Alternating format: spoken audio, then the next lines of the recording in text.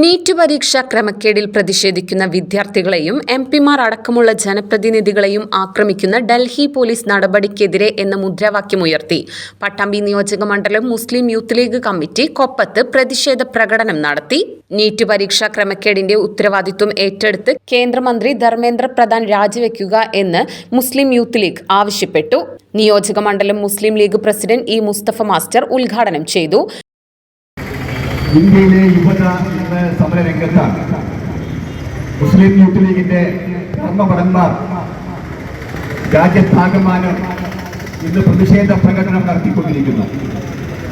അതിന്റെ ഭാഗമായി നടത്തിയ മുസ്ലിം യൂത്ത് ലീഗിന്റെ പ്രതിഷേധ പ്രകടനത്തിൽ പങ്കെടുത്ത സമരഭടന്മാരെ ഞാൻ അഭിവാദ്യം ചെയ്യുകയാണ്.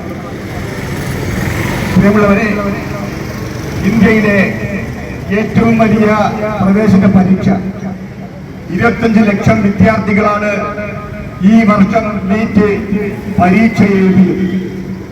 വർഷങ്ങളുടെ അശ്രാന്ത പരിശ്രമം കൊണ്ടാണ് ഇന്ത്യയിലെ ഏറ്റവും മിടുക്കന്മാരും മിടുക്കുകളുമായ വിദ്യാർത്ഥികൾ ഈ നീറ്റ് പ്രവേശന പരീക്ഷ എഴുതിയിരിക്കുന്നത്. തന്റെ സ്വന്തക്കാർക്കും ബന്ധുക്കൾക്കും പിൻവാതിലിലൂടെ പ്രവേശനം നൽകാൻ വേണ്ടി ഈ രാജ്യം ഭരിക്കുന്ന ഫാസിസ്റ്റ് സർക്കാർ ആ നീറ്റ് പരീക്ഷയെ അട്ടിമറിച്ചിരിക്കുകയാണ്.